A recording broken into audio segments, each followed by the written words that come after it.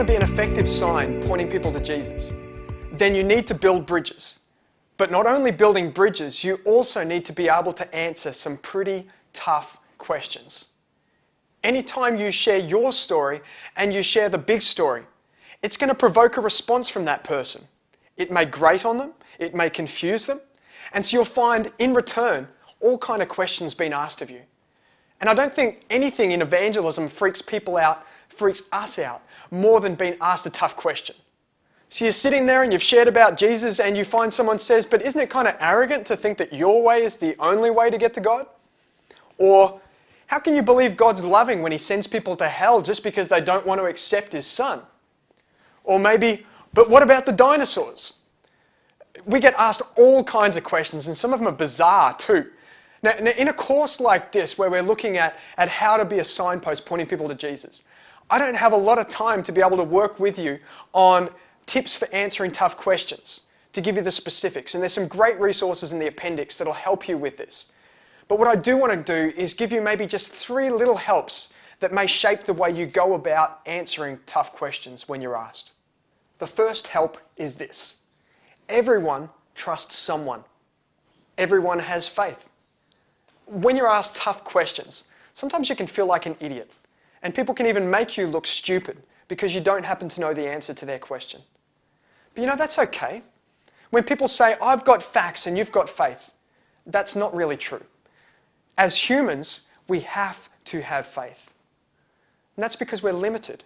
We're biased, we're finite, and we're fallen. So whether you choose to trust your dad, Richard Dawkins, or the Decalogue, you've got to trust someone. Some people would like to make out that the only thing they'll believe is science. But you know, science can tell us how the planets move, but it can't tell us why we should move on the planet. If you want to work out answers to the biggest questions in life, how did we get here? What's right from wrong? What's the meaning of life? How can I find freedom? Where do I go when I die?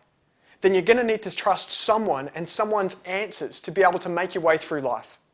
So you don't need to be ashamed or embarrassed that you've chosen to trust God. Now, we believe God exists for a whole range of reasons. He makes sense of meaning. He makes sense of hope, of love.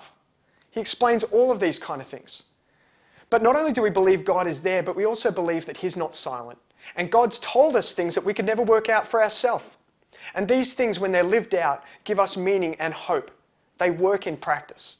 So when you share with people, don't be embarrassed to say that just as you trust someone, I trust God.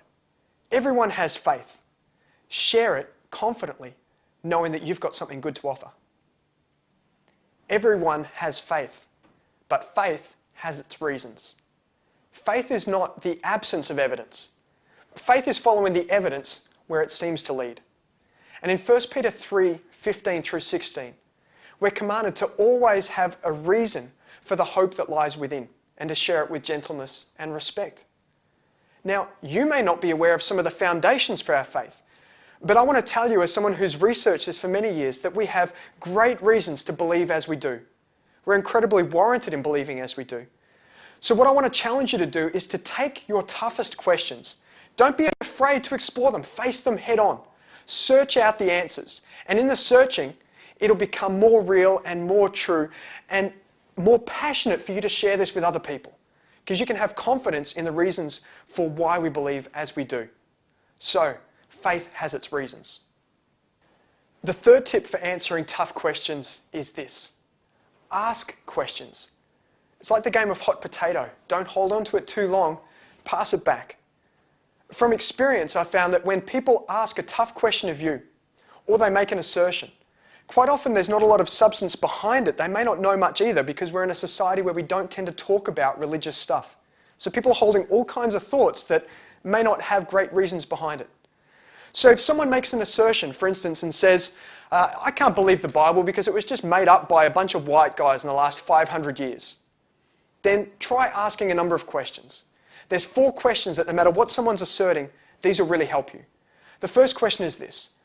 What do you mean by that? You're asking them to clarify what they're actually asserting. Second question is this. How do you know that's true? You're not challenging them, you're just literally asking, what are your reasons for believing as you do? And that gives you a chance to explore further. The third question then is, where did you get your information? The number of times I've talked with people and they've basically said that their primary source was Wikipedia. Now, that can be all right, but you've got to go to the best sources. So ask, where did you get your information? And the fourth question then is, what if you're wrong? That's a sobering question because there's a lot riding on the answers to these questions. How seriously have they searched it out? Now, as you dialogue about things, can I encourage you, always bring it back to Jesus and the gospel. Don't get caught up on a whole lot of rabbit trails. So say, for instance, someone brings up about the issue of evolution. The real heart of this issue is not whether God created in over 10,000 years and then kind of runs through to the present, or whether it was done over 4.2 billion years. The heart of the issue is, does God exist, and is he a God who is involved in this world? These issues matter, but when you're doing evangelism, bring it back to Christ. Bring it back to the heart of the issue.